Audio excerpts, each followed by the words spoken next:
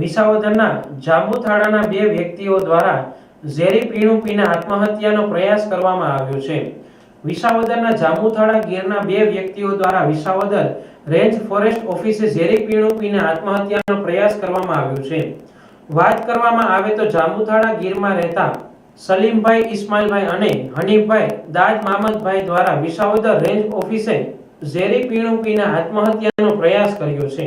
અમને સાહેબ ને એસીએફ સાહેબ વિસાવદર અને આરએફઓ સાહેબ મેંદરડા વાળા સાહેબ કાલે આવેલા હતા અહીંયા અને સાહેબ ધમકી આપતા હતા કે તમે બિનકાયમી રહ્યો છો, તમારી પાસે કોઈ પ્રૂફ નથી અને તમે અહીંથી નીકળી જાઓ, બરોબર?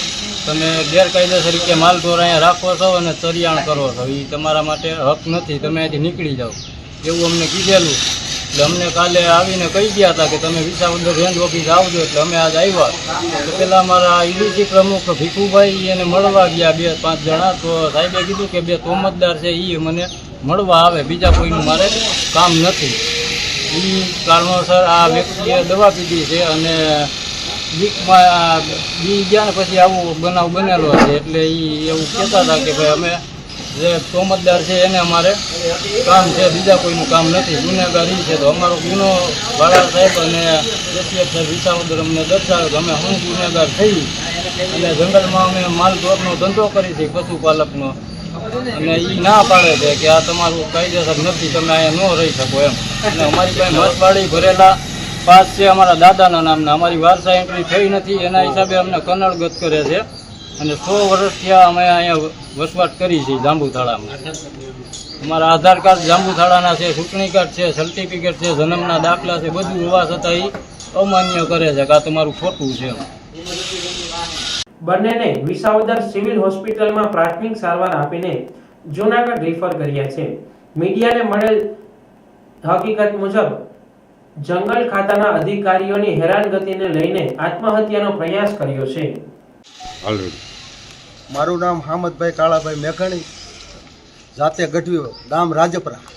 હવે આ લોકોને કાલમાં મારામાં ફોન આવેલો કે હામદભાઈ તમે વિસાવદર આવો, અમને આ ખાતાનો બહુ ત્રાસ છે, જંગલ ખાતાનો, અમને વારંવાર ખોટી નોટિસો આપી અને અમને બૈરાઓ અને અમને બધાને હેરાન કરીને સાંજે હારે પોલીસ લઈને આવે અને અમને ધાક ધમકી આવે। મેં કીધું સાહેબને આપણે રજૂઆત કરીશું, જે હશે એ આપણે પૂછી લેવો। એટલે સાહેબને અમે રજૂઆત કરવા ગયા, સવારે એના સીસીટીવી કેમેરા ચેક કરવાની છૂટ, તે સાહેબે અમારી મુલાકાત ન લીધી, અમને કીધું સાહેબને મુલાકાત કરવી નથી, તમે જાઓ એમ કરીને અમને ત્યાંથી તગડ્યા।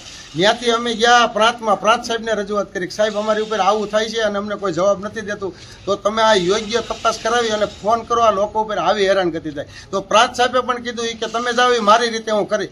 એટલે પ્રાંત સાહેબની અને આ સાહેબ જે જંગલ ખાતાના જે સાહેબ છે એની બેયની બેદરકારીને હિસાબે આ બનાવ બન્યો છે, એનો ખાતરી પુરાવો હું સૌ બનાવવાને આ જંગલ ખાતાવાળા ત્રાસ આપે છે, ખોટી રીતે ત્રાસ, હેરાનગતિ આપે છે। આની મોરે આંદોલન કરેલું આ લોકોએ અને થોડા દાડી સમજૂતી કરીને એ બધું પતી ગયું હતું, વળી પાછો આની ઉપર ત્રાસ ગુજારે છે।